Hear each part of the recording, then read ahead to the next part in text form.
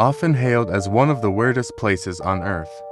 Nestled in the Indian Ocean, the Socotra Archipelago is a remote island chain, home to a surreal landscape that seems plucked from an alien world. Imagine dragon's blood trees with umbrella-shaped canopies, bizarrely shaped limestone formations, and otherworldly landscapes that defy explanation, with unique life forms found nowhere else on the planet.